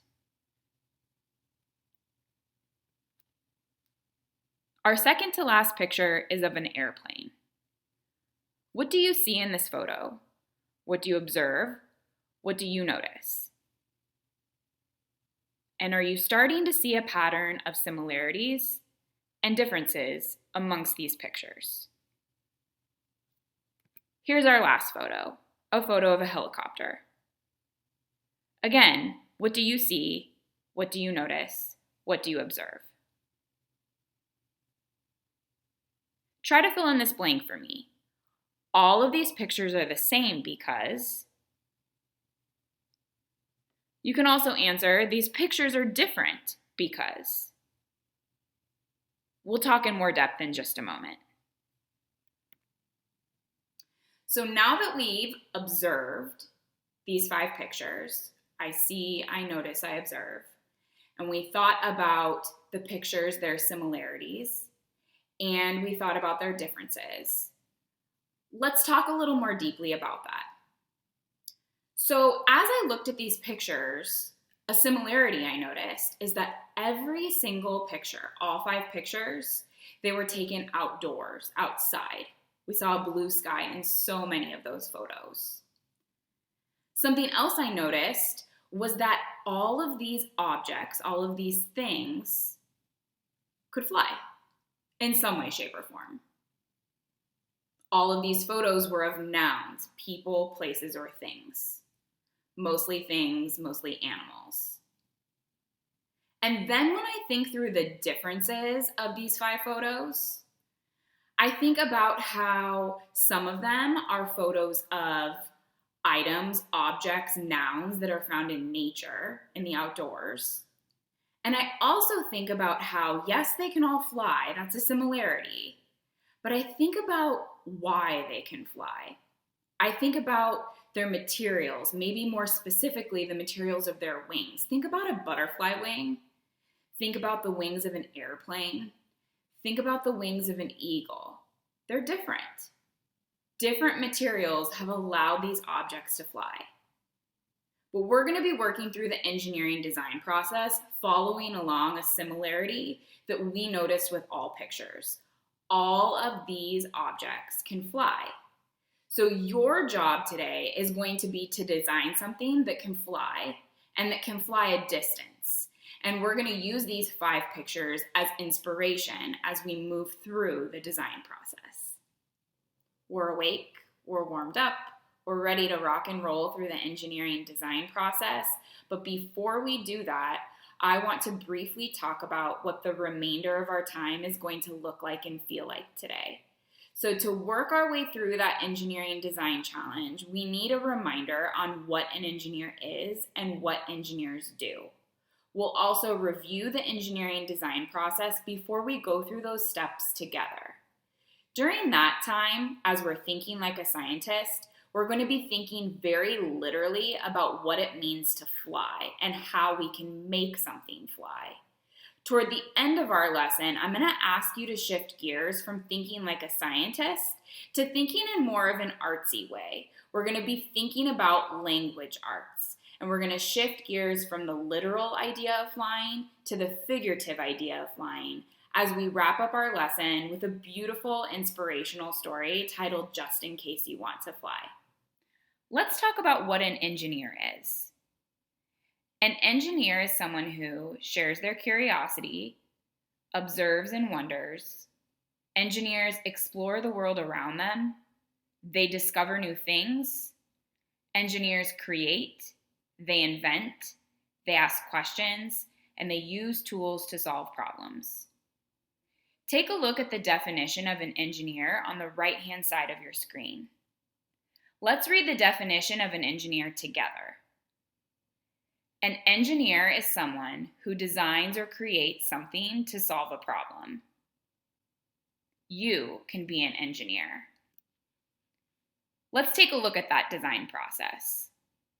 Now, if you were to jump on Google and research the engineer design process, you would see there are many examples that are all different. But when you dig deep into understanding any of those engineer design processes and you compare them and you contrast them, there are so many similarities. This design process, the one you see in front of you, is the one that we're going to be using today. With this engineer design process, we're going to identify a problem, we're going to explore, design, and create.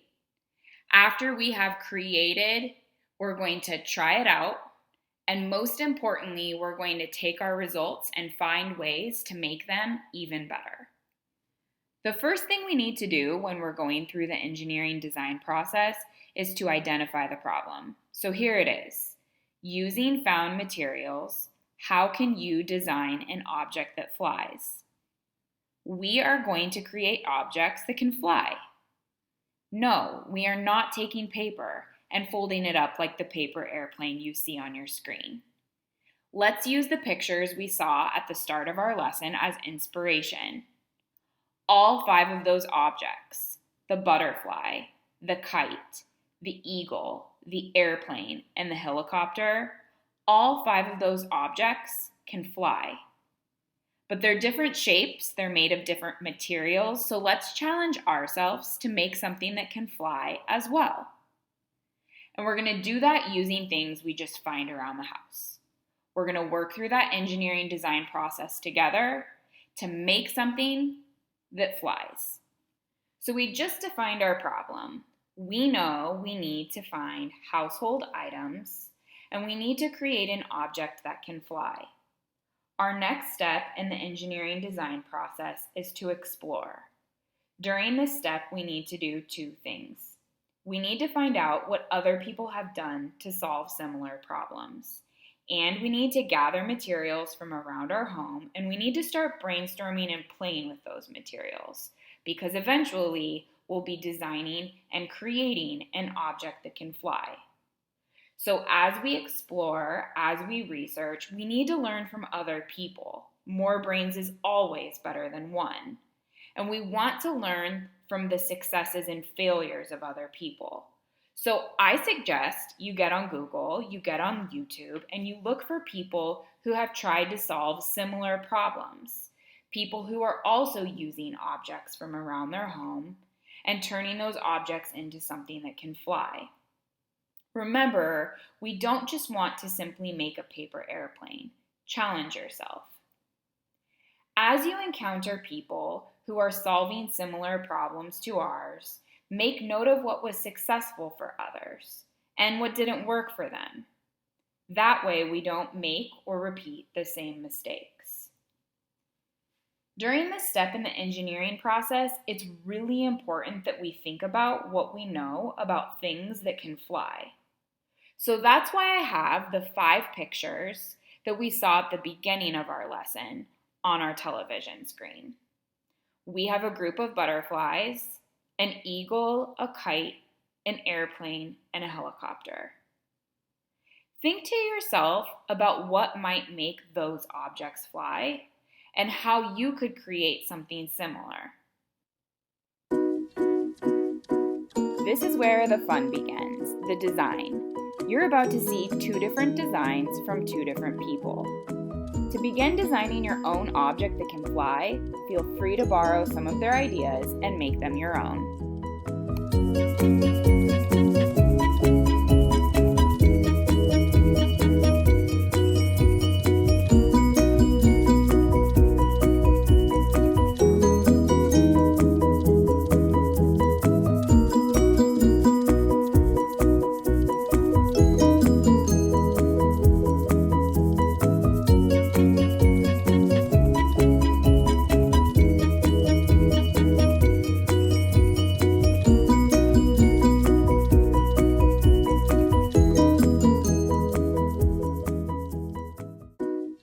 Up next, create.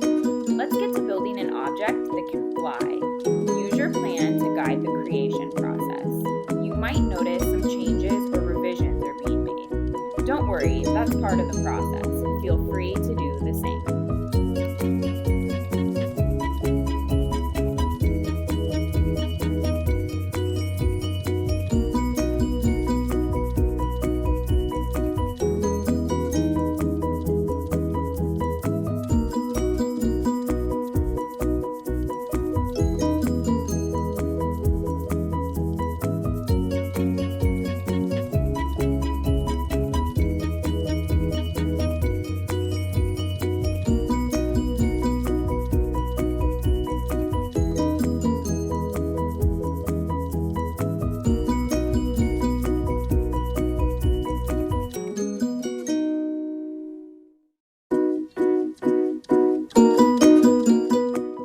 how we did.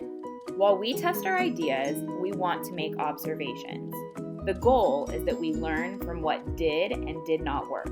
That way we can cycle back through the engineering design process until we've improved the object enough so it can fly.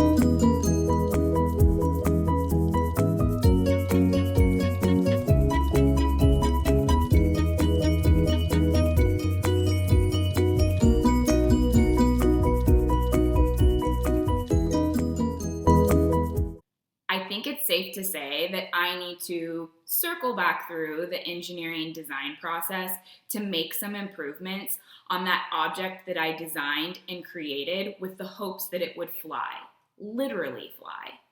For the first big chunk of our lesson today, we focused on objects that fly, like butterflies, eagles, airplanes, helicopters, and kites. And we used them as inspiration as we went through the engineering design process to plan and create something that would fly a distance, even if it was a short distance. I want us shifting gears as we start to wrap up our lesson today. I want us to move from thinking literally about flying to figuratively about flying. Now, here's the deal. Literal and figurative language can be a really tricky thing to understand, especially if we're lucky enough to speak more than one language. Literal language is the easy piece. It's word for word exactly how it looks or sounds. Figurative language is where it gets tricky. So let me give you a few examples before we get started, before I ask you to shift from the literal thinking we've been doing to the figurative thinking that I want us to end our lesson with today. Here's some examples maybe you've heard before. It's raining cats and dogs. Now, literally, that would mean cats and dogs are falling from the sky. But that's not what it means. This is figurative language. It's language that's colorful and paints a really vivid image in our mind. If we hear someone say it's raining cats and dogs, maybe during monsoon season, that means that it is raining so stinking hard. Let me give you another example. I have butterflies in my tummy. I've never known anyone to literally have butterflies in their stomach, but we know, not thinking literally about butterflies in the stomach, we know that if you have butterflies in your tummy, that figuratively means that you're really, really nervous. Now, I'm going to leave you with one more example before we jump into our text. I was driving down the road with my 2-year-old son a couple of weeks ago. He said, "Mommy, I really, really, really want to see some heavy construction equipment." He loves trucks, diggers, dump trucks, the whole shebang. And I said, "Oh, I'm sorry, honey, I don't see any anywhere." And he said, "Okay, well, I'll just keep my eyes peeled." Now, literally, that means we'd be taking an eyeball and peeling it, maybe like a banana. But we know, thank goodness, that's not what he meant. He meant figuratively that he was just going to keep his eyes wide open, looking for the diggers or the loaders or the crane trucks that he was hoping to see. So the book I'm going to be reading today is full of figurative language. It's full of this idea of flying, not literally flying like in an airplane, but figuratively flying. So as I read this book to you, I want you thinking about what makes you fly, not an airplane, not wings. What makes you fly? What makes you want to reach your goals? What helps you reach your goals? This book is titled Just in Case You Want to Fly. It's written by Julie Fogliano, and the illustrator's name is Christian Robinson.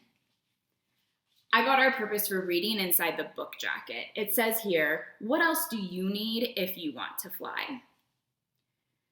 This author is going to start out with some literal ideas of flying, and she's going to quickly shift to figurative language, things that don't actually make people fly, but it helps them reach their goals and helps them reach their dreams. Just in case you want to fly. Just in case you want to fly, here's some wind and the sky. Well, wind and the sky absolutely, literally help things to fly. Here's a feather, here's a pie, and here's a wing from a butterfly. Again, feathers, wings, butterflies, those are all related to the literal idea of flying. But now we're going to shift to things that might figuratively help people fly. Here's a cherry if you need a snack, and if you get an itch, here's a scratch on the back. Here's a rock to skip, a coin to wish, and a fork and a spoon and a cup and a dish. I love this page because I think that chefs or restaurant owners can figuratively relate to these objects being helpful tools and helping them to fly. Forks and spoons and cups and dishes won't literally help us fly, but someone who's passionate about food, these objects can figuratively help them fly.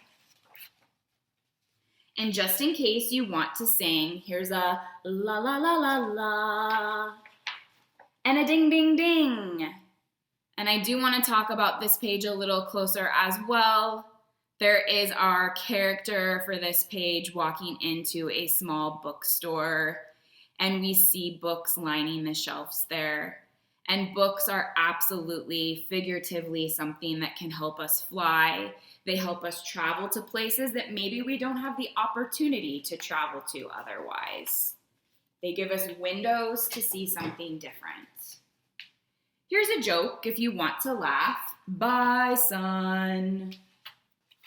And here's your toothbrush and your favorite giraffe.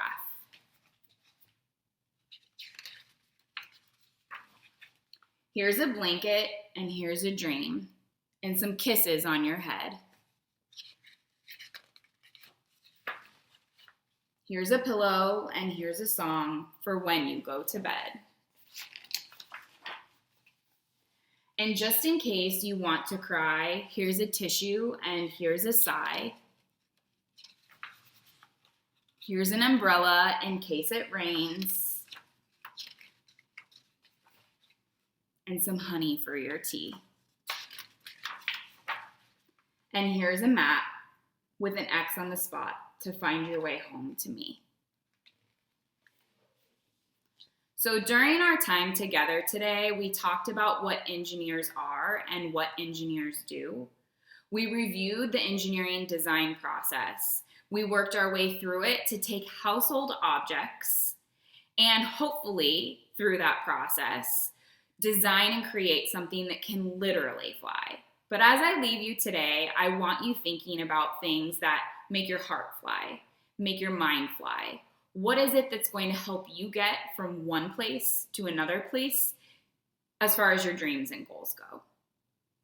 Thank you for joining me today. Now let's get flying.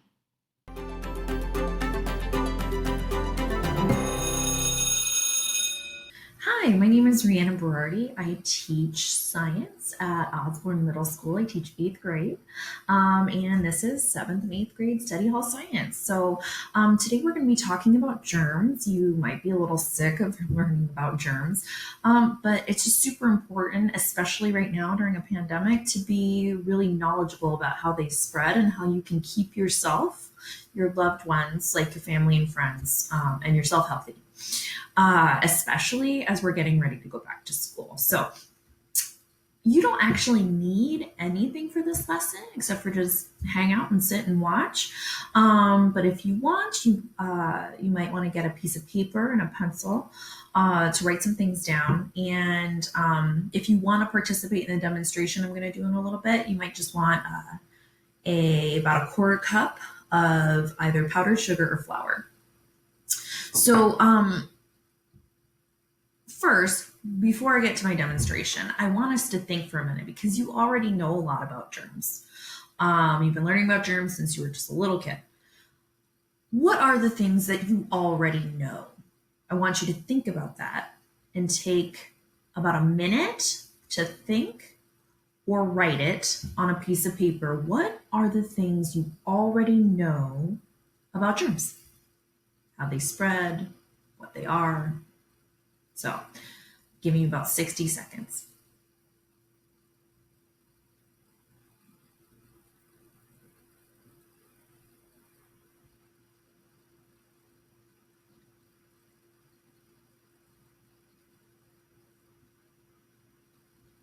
About 10 seconds left.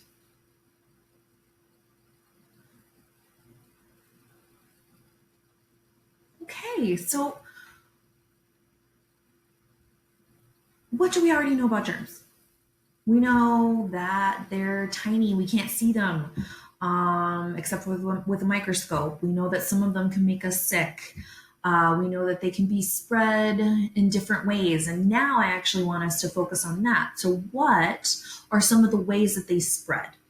Okay, so if you didn't think about that already, take another 30 seconds and try to think about what are the different ways that you know that germs spread between people so that we get sick.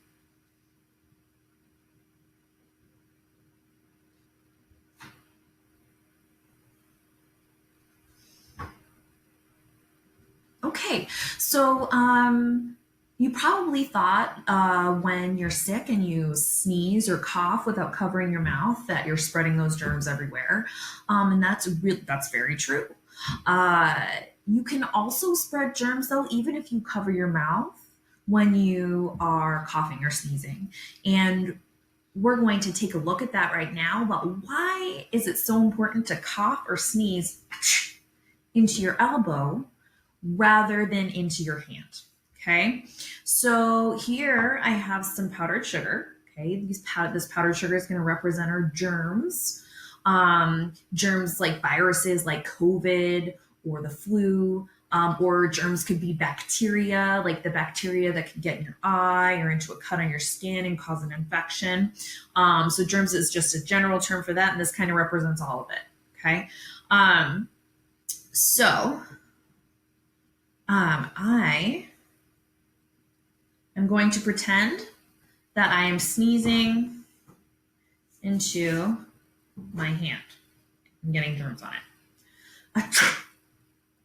Okay, germs on my hand, germs on my face. Normally, you can't see germs, right? That's why I'm using this as a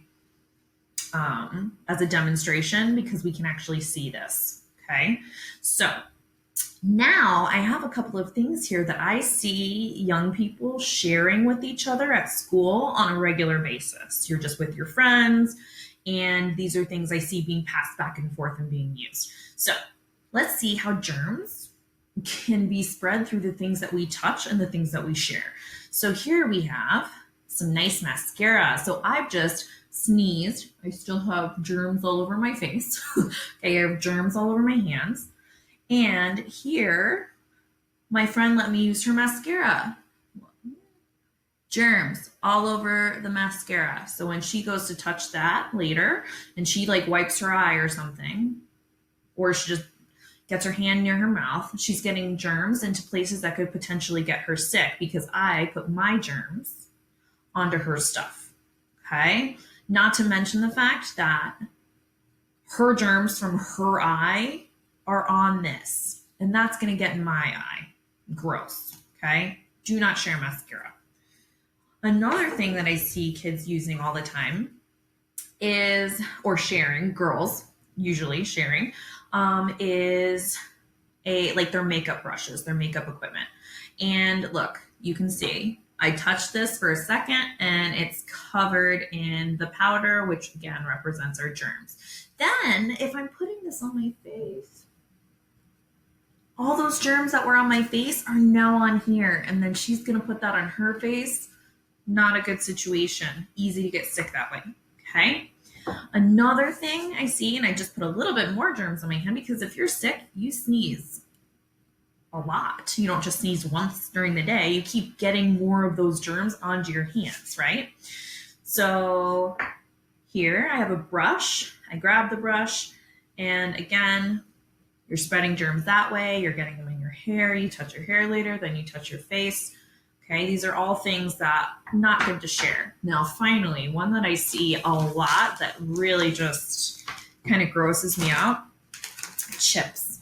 Okay, I see kids sharing their bags of chips all day long. Okay, so look at this hand covered in germs. I'm gonna stick it in this bag of chips and then give it back to somebody else, and they're gonna stick their hand in this bag of chips.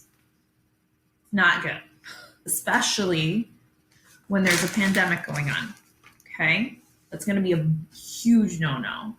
And even sharing drinks, even if you use the waterfall method, I want you to look at something. Oh, and you can't really see it on here, but when I took this off, I got germs and powdered sugar. I got our germs all over this. So as the liquid's pouring out, if any of it touches that on its way to my mouth, even if I'm not touching my mouth to the bottle, I'm getting that in my mouth.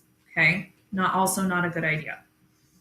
Okay, so now that I've made a huge mess, and if you did it along with me, you also made a huge mess, I want us to think about this. Okay, so we saw in different ways how germs can spread. And I want you to go back to what you wrote originally. So remember, my original question to you was, what are the things you know about germs and how do germs spread?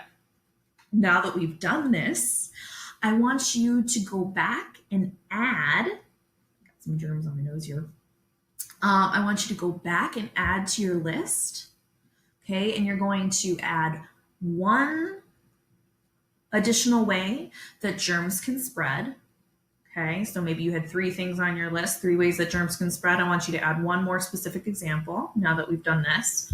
And I want you to also add 2 ways that you can prevent the spread of germs.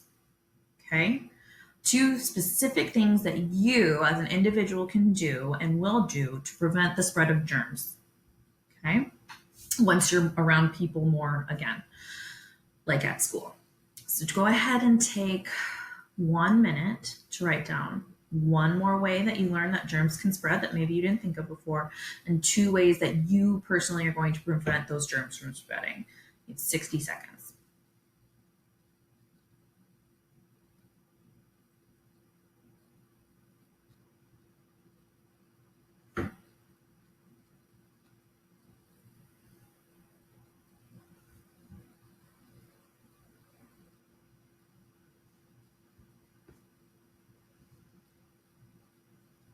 Ten seconds. Okay, so beyond, what are some things that we can do to prevent those spreads of the spread of germs once we go back to school, when we're hanging around with our friends? Beyond not sharing personal items like makeup and chips and stuff like that, beyond that, it's super, super important to wash your hands and do it regularly. Okay, you want to do it with soap and water for at least 20 seconds. That's like you sing the ABC song once through while you're scrubbing the soap on your hands. There you go. Okay, then you rinse it off, dry them off, Okay, the drying is important as well. If you don't have soap and water, hand sanitizer is the next best thing. It needs to be at least 70% alcohol, okay, in order to work. And it doesn't work as well as washing your hands. So it really should be only used when you don't have access to soap and water. Okay. Yeah. So I hope you had a good time. I hope if you did this at home that you had fun making a little bit of a mess, and maybe you can show off to your friends or your family like how easy it is to spread germs, to get them maybe more into washing their hands and stuff as well. And just to be thinking about this more so that we can slow the spread of germs and disease. Okay, so I thank you very much. Hi, I'm Mr. Hess, and I am the 7th grade science teacher at Osborn Middle School. I fell in love with science when I was very young. I'd look up at the stars and wonder what else was out there. I learned about the planets. I learned about the black holes. I learned about nebulas, quasars, neutron stars. And that then led me to science fiction, expanding the mind and the imagination. Star Trek, Star Wars, Battlestar Galactica, Lost in Space, all these things where you're going out, exploring the unknown, using what you do know to learn more. However, today we're going to bring it down to earth. We're going to talk about what's on everybody's mind right now, and that would be COVID-19. Now, COVID-19 is what they call a coronavirus. It is a family of viruses that have this crown shape to them. They have all these little spikes. Now these spikes help it latch on to cells, which causes you to get sick. Now, it is called COVID-19 because it is a coronavirus. And it takes the CO from corona, which is for crown. From virus, you get the VID, and it is the 2019 discovery, not the 19th version of this. 2019 when it was discovered. So COVID-19, coronavirus 2019. Now, what we're going to look at is how a mask can help prevent spread of this disease, because this virus latches on to particles in your respiratory system when you breathe. When you exhale, cough, sneeze, talk, yell, sing, all the time when you're doing this, you're expelling little droplets of moisture. Now on these droplets, you have this little virus hanging out. We'll show you how a mask can help prevent this from getting to another person. And then we'll look at how washing your hands can help prevent you from contracting this also. So first off, we're going to take this candle. We're going to light it. Now I've got a couple of different styles of masks that I personally use. Now the idea is to put the mask on and give a puff of air. So if I give a puff of air, we should not be able to blow out this candle if the mask is any good. So first, one of my favorite masks I like to wear, this little NASA one. And I have this little extender because it's very uncomfortable on my ears. So I put this on. Make sure it's covering my nose and mouth because it does no good if it doesn't cover those two. And give a puff of air. And there we go. Candle stays lit. So this mask stays in my will wear pile. Let's try this other one. Another one of my favorites. It's kind of fun. It's got the Batmobile on it. Hook it up.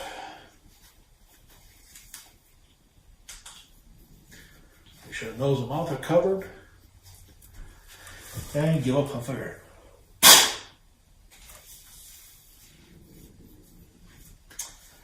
Well, that's kind of a bummer. I kind of like this one. But as you can see, that puff of air, if I would sneeze, particles would still get out and contaminate the surface. So that one won't be worn too much more, if at all. And then my love of Star Trek, we've got my nice little Star Trek emblem on this mask. We'll relight the candle.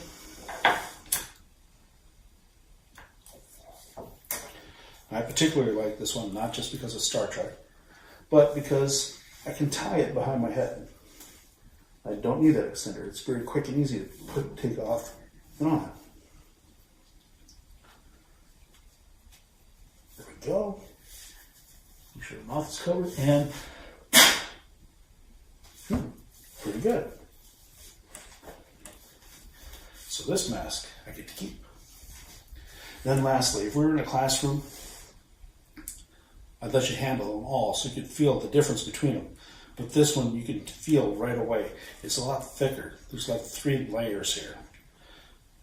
The fabric is breathable, so it's still very easy to breathe through. But yet heavy enough where if you watch that plane,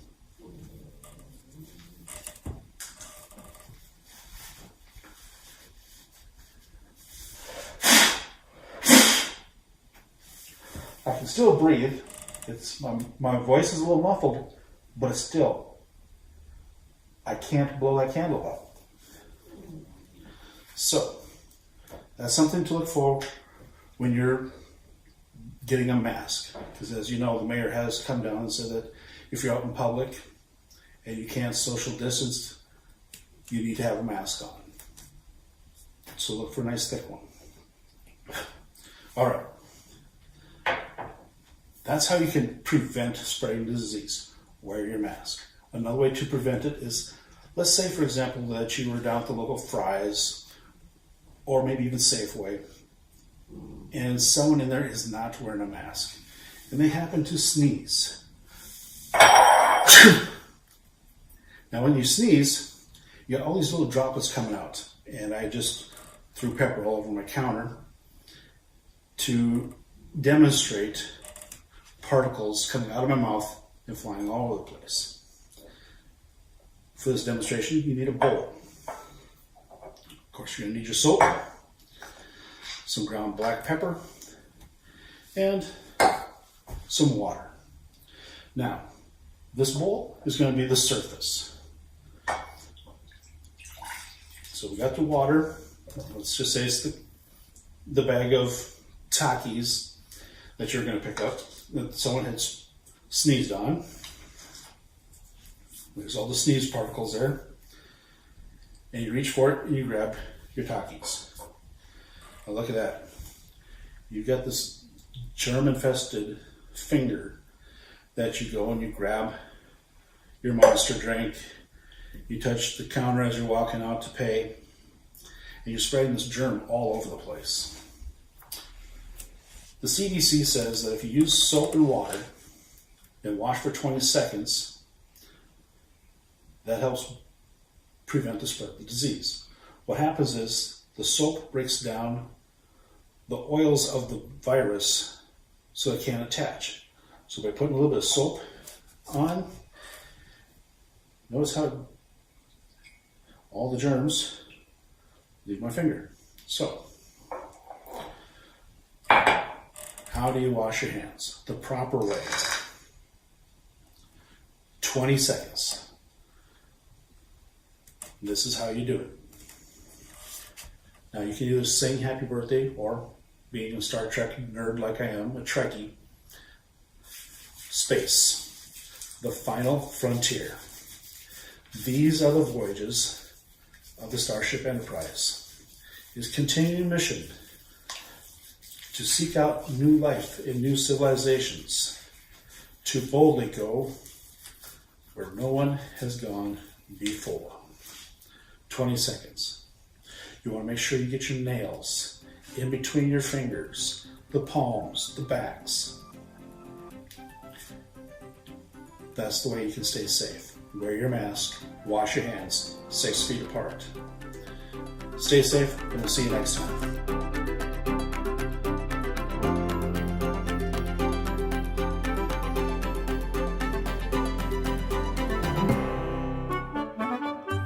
watching Phoenix TV's Study Hall, brought to you by District 8 and our partners at Osborn and Roosevelt School Districts. Tune in Monday through Friday from 9 a.m. to 11 a.m. for more Study Hall. I hope you learned something today and keep up the great work.